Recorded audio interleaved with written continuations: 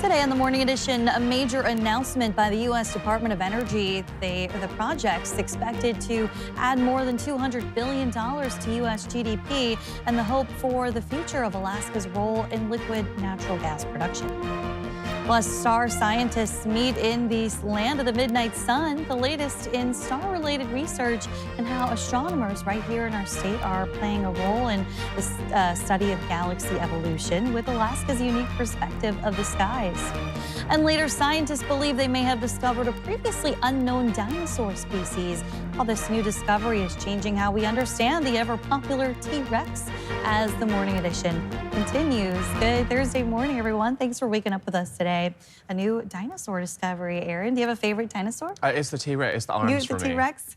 I just love the little T-Rex and the really trying to. I've always wondered how to grab something, and if they ever did. With their giant jaws. Well, that is true. They were carnivores. Still holding on to some of that sunshine and plenty of warmth across the state. We're chasing some 70s across South Central. We're going to see those 80s in the forecast for the interior later this week. And we've got plenty of sunshine, though, sticking around. Now, one thing we will note in the forecast for today is that we could see some hazy skies through parts of the interior as well as here in South Central. And that comes from wildfires out in Canada. And that's all thanks to our area of low pressure that's out in the Gulf of Alaska that's driving in some of that easterly flow that is pulling in that haze in the upper levels of the atmosphere. 40s as you wake up this morning. We are seeing the warmer spots. Seward coming in at 52 degrees while Cordova is sitting at the cooler side at 39. But we've got sunshine and plenty of it sticking around. Now, while we're sitting on the dry side, don't be surprised later this afternoon into the evening if you're caught up under a rogue shower or thunderstorm, but largely expecting dry conditions to take hold. We'll warm into the 60s and the 70s today. We'll call it about 68 degrees here in Anchorage, while the valley will see a very good chance for those highs to warm into the low 70s, maybe a mid-70 possible across parts of South Central later this afternoon. But that area of low pressure in the eastern Gulf of Alaska, notice how it kind of pulls in some of this smoky conditions from Canada.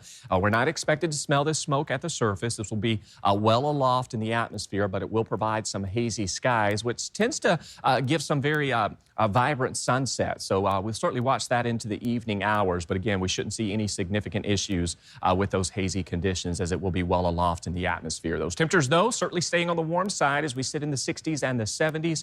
We will be slightly cooler this weekend, particularly Father's Day with some showers in the forecast. I'll have that for you in that 7-day coming up.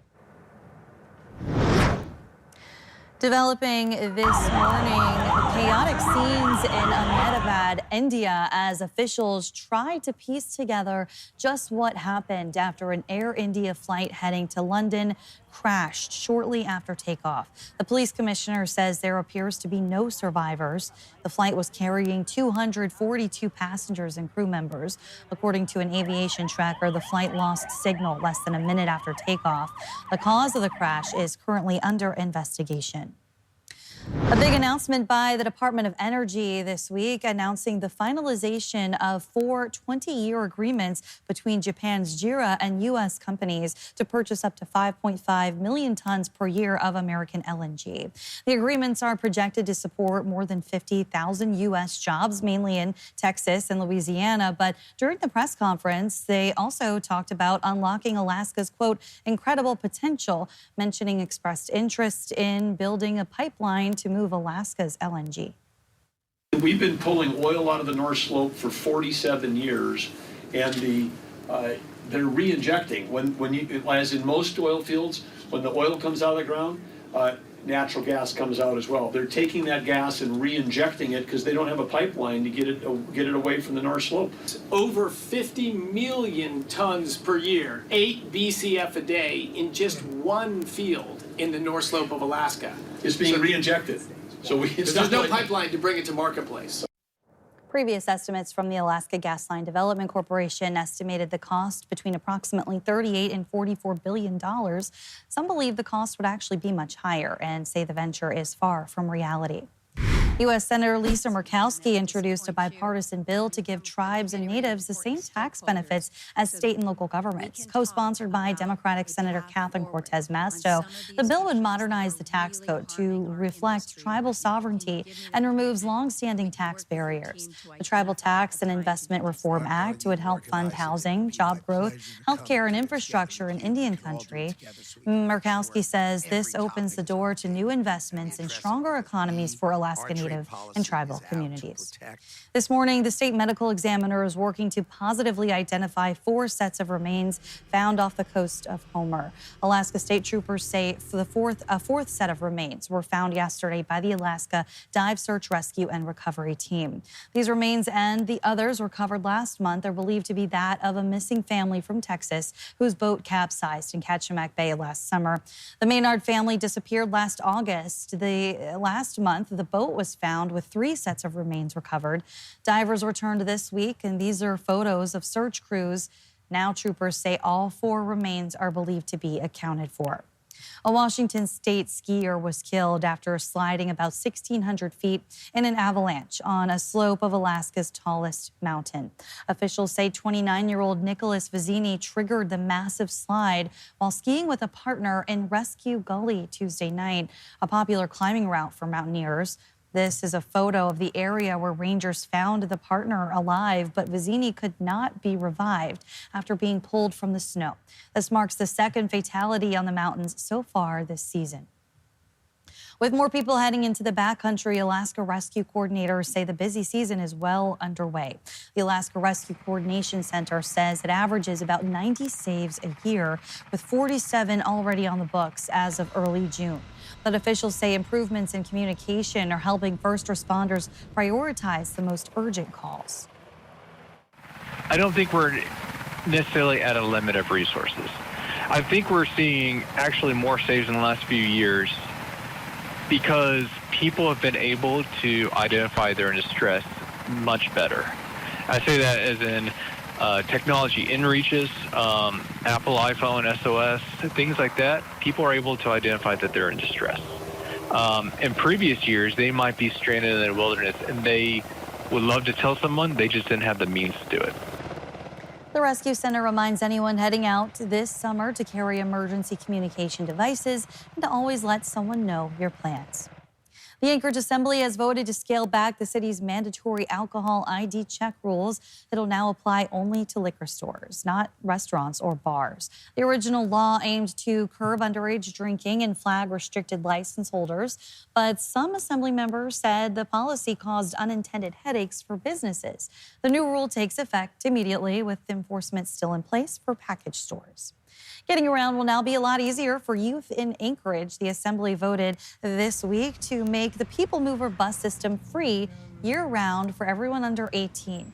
The city normally charges half fares for that age group and has several programs where students within the Anchorage School District can ride without cost, but the newly passed ordinance allows free rides for all youth, even visitors to Alaska. The ordinance is in effect now. The department estimates that about 5% of the current ridership is under the age of 18. I think it's a great idea. I think it's perfect for the kids and the teenagers that have to go around places, and it can help with like the young homelessness. They can find work and things like that. I think that's great. The department says the city will lose about 3.5% of total fare revenue, equaling about $125,000 less in revenues for the city. Coming up, it's about as close as you'll get to seeing a flying car, at least in Alaska.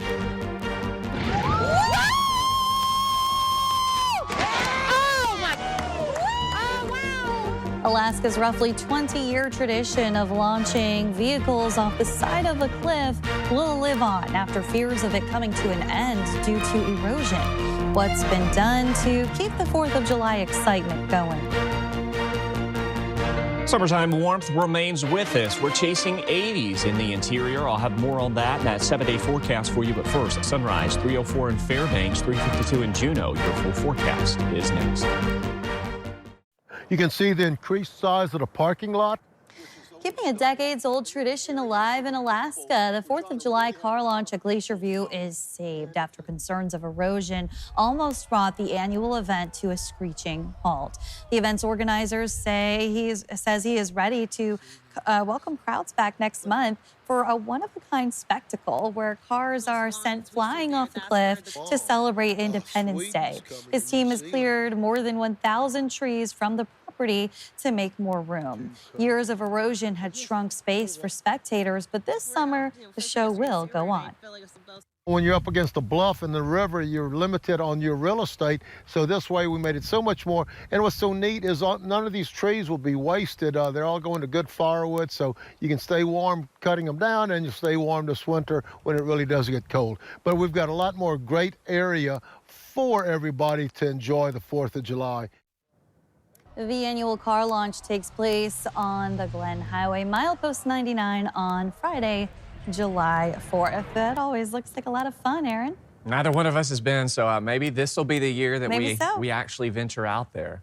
We do have some summertime warmth that we are finally seeing across the state. Now, we officially topped out in the 70s yesterday in Fairbanks. Now, with this said, Fairbanks hit 73 or 74 yesterday. The National Weather Service offices from across the nation updating their systems, so a lot of this data being will be backfilled. But we did hit roughly 73 or 74 yesterday. But it was the latest first 70-degree record reading on record for Fairbanks, with the last time that Fairbanks hit 75 degrees being August 15th of last year. And we're talking about more warmth this week, with 80s looking possible by week's end. And of course, we're still going to hold on to some of those hazy skies in the forecast. 40 degrees in McGrath, 47 in Kodiak, some rain beginning to build back in across the Panhandle. You can see 30s out towards the slope, and we've got these cloudy conditions and rain showers as you head from the western coast out towards the Bering Sea and through the Aleutians. That's where we're going to continue to hold on to most of the active weather through the rest of this week. Notice those temperatures, though, they will continue to warm across the state. We're talking about 60s and 70s across South Central,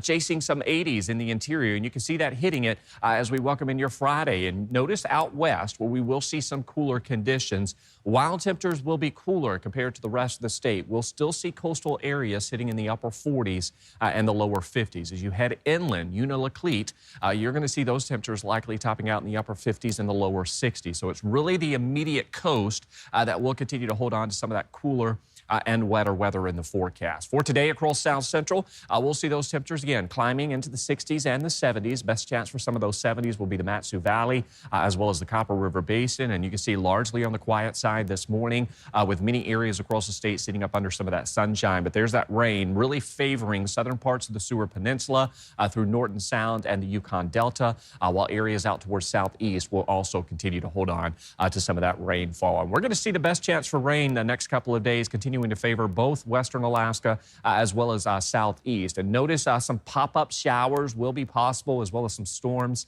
across the interior and possibly through parts of the valley later this afternoon, but largely expecting dry conditions across South Central. 60s and 70s as you head across the Kenai. Some breezy conditions. We'll also see some of those hazy skies across South Central. You will not smell any smoke at the surface, as the smoke will be well aloft in the atmosphere. Should provide some vibrant sunsets in some of those areas where we do see a bit more in the way of that haze. You can see mid to upper 60s across Prince William Sound, 72 degrees in Golcana. The valley, we'll see those temperatures warming into the lower 70s. Tomorrow, we may see some mid 70s in the forecast. So this is this well-advertised summertime warmth we've been talking about. That's going to continue to build in across the state, with a warmest stretch of weather taking hold through the interior. That 7-day forecast, you can see we stay in the upper 60s to near 70 degrees through at least Friday, and then slightly cooler weather arrives this weekend. That will lead to the potential that we could see a chance for some showers for your Father's Day. Otherwise, you can see largely on the dry side for the next week. Daily highs staying in the 60s. Another chance for some showers by midweek next week.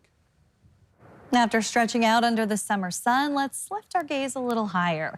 It's impossible to look at images like these and not turn your imagination to the heavens. Some of the brightest minds in astronomy are gathered in Anchorage, using these views to better understand our universe. Joe Allgood has a look at how Alaska is playing host to the science of the stars. Well, this big guy right behind me makes it a little bit challenging to do any stargazing in the state of Alaska at this time of the year. But that's not stopping astronomers, researchers, and other enthusiasts from discussing our universe this year right here in Anchorage at the 264th meeting of the American Astronomical Society. It's very inspirational for astronomy and for just thinking about, the sun and the cosmos and the universe.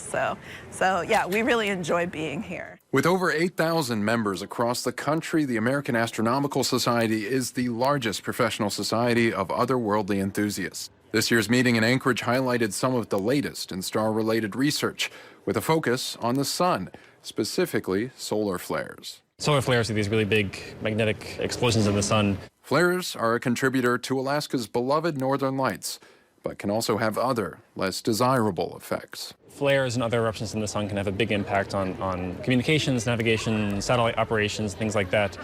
So although they cause the aurora and make these really beautiful light displays and things like that, they also can have an impact on these really important issues. Thankfully, a major solar event of that level has yet to happen in modern times.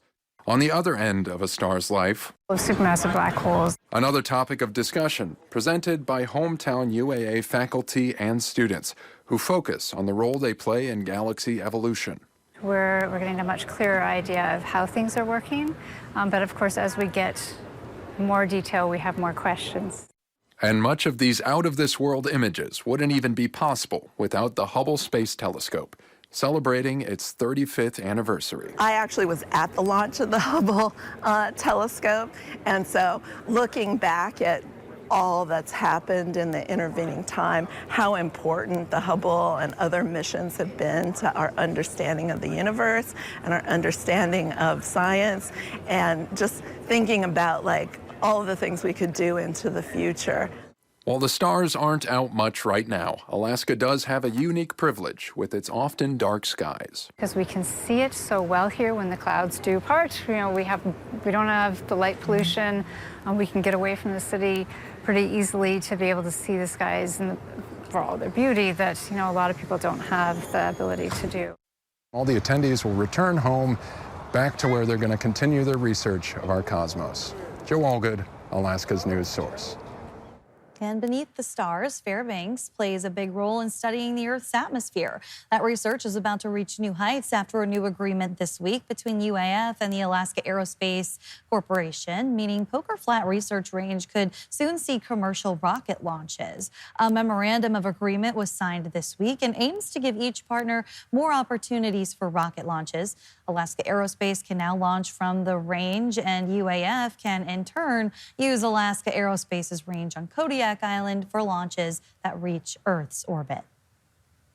For us, increased science access, scientific partnerships with other researchers, and more access to space, and then ultimately commercial and other rocket developers will be able to come up to Poker to launch. We've been working behind the scenes now for a year, and we're starting to see benefits like actual money flow and contracts coming our way from our mutual efforts. A few state lawmakers, along with University of Alaska President Pat Pitney, also attended the ceremony. The University of Alaska Fairbanks' Geophysical Institute is building drones for long-distance cargo delivery. The drones through the Alaska Center for Unarmed Aircraft Systems Integration are designed to quickly deliver medical supplies to remote communities. The program director says the drones can go thousands of miles without a pilot and will also speed up search and rescue efforts. And we're not as limited in terms of the pilot's duty day, and so you can search for longer and you can get started faster. If every village public safety officer has one of these, as soon as somebody goes missing, you could launch the search before the troopers or other help could arrive. Tours are available to the public as well.